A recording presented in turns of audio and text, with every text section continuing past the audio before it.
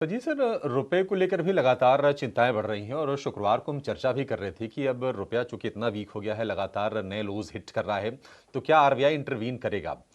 RBI ने directly intervene तो नहीं किया है, लेकिन कुछ नए नियम वो लेकर आए हैं और बैंकों के लिए जो फॉरेक्स लिमिट है उसको उन्होंने $100 मिलियन का किया है। इसका क्या इम्पैक्ट आएगा सर, और रुपए में अगर मजबूती आती है तो मार्केट पर इसका क्या असर होगा। क्या असर हो सकता है? देखिए, रूपी का जो डेरिवेटिव मार्केट है, मैं अपने दर्शकों को बताना चाहूँगा कि ऑनशोर डेरिवेटिव मार्केट जो है इंडिया में है, जिसको कंट्रोल करती है आरबीआई और सेबी। सेबी क्यों करती है? क्योंकि एक्सचेंज फॉरेक्स डेरिवेटिव जो है, करेंसी डेरिवेटिव जो हमारे स्टॉक एक्सचेंज में, वो सेबी करती है, और बाकी जो डेरिवेटिव्स हैं वो ये दोनों रेगुलेटर मिल के करते हैं। ऑफशोर डेरिवेटिव मार्केट जो है वो है दुबई में, लंदन में और सिंगापुर में। यहाँ पर क्या होता है, यहाँ पर आप वहाँ पर अगर यहाँ पर आपने रुपी खरीदा, डॉलर खरीदा, तो वहाँ पर लोग जाके उसको डॉलर को शॉर्ट कर देते हैं, या उल्टा उल्टा कर सकते हैं। आप आगे पीछे कर सकते हैं, मतलब यहाँ पर एक पोजीशन लिया और वहाँ पर लिया। नॉर्मली क्या होता है, इन दोनों पोजीशन में ऑनशोर और ऑफशोर का जो स्प्रेड होता है, स्प्रेड मतलब डिफरेंशियल जो होता है, उसमें 15 से 20 बेसिस पॉइंट का फ़र्क होता है। वेस्ट एशिया क्राइसिस की वजह से और ऑयल के प्राइसेस जो इतने बड़े हैं उसकी वजह से ये जो स्प्रेड है वो 75 टू 90 पैसा हो गया है दोनों जगह पे। अब हो क्या रहा है कि लोगों ने डॉलर यहाँ पर बेचे हैं और वहाँ पर उन्होंने ख़रीदे, तो वहाँ पर लॉन्ग गए हैं डॉलर के साथ। तो तब डॉलर के साथ लॉन्ग जाओगे आप वहाँ पर, तो रुपी जो है वो बहुत ज़्यादा नीचे गिरेगा वहाँ पर। और ये नॉर्मली जो होते हैं सारे बड़े बैंक्स करते हैं।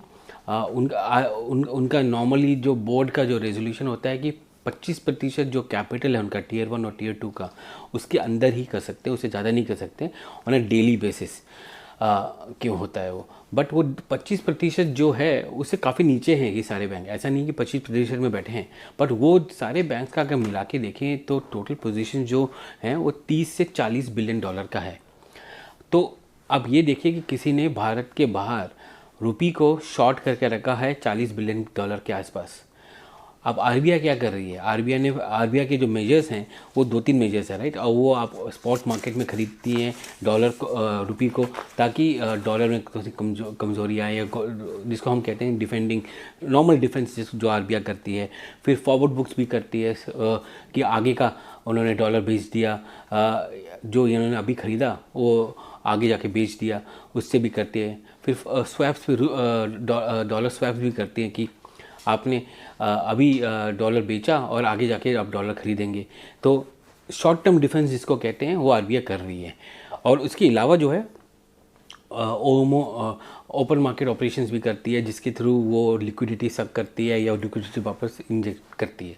तो लास्ट 3-4 महीने में काफ़ी ओ एम हुए हैं। 8.5 लाख करोड़ का पूरे साल में हुआ है, 3-3.5 लाख करोड़ का इस क्वार्टर में हुआ है। ओ एम ओ का मतलब ये है कि ओपन मार्केट ऑपरेशन, मतलब आप लिक्विडिटी इन्फ्यूज़ कर रहे हैं मार्केट में, रुपी को डाल रहे हैं, आप बॉन्ड्स खरीद के रुपी को डाल रहे हैं ताकि लिक्विडिटी रहे। और मार्च के महीने में क्या होता है कि आपके एडवांस टैक्स होते हैं, तो लिक्विडिटी एकदम पूरी निकल जाती है मार्केट से, और वो पैसा जो है मार्केट से निकल के गवर्नमेंट के पास चली जाती है, क्योंकि एडवांस टैक्स देना होता है तो गवर्नमेंट के पास अपने अकाउंट में रहता है, बट मार्केट से वो पैसा निकल जाता है, जिसकी वजह से थोड़ा सा टाइट आ जाता है जी हाँ जो सजीव साहब, अपडेट। बिल्कुल। क्योंकि कहीं ना कहीं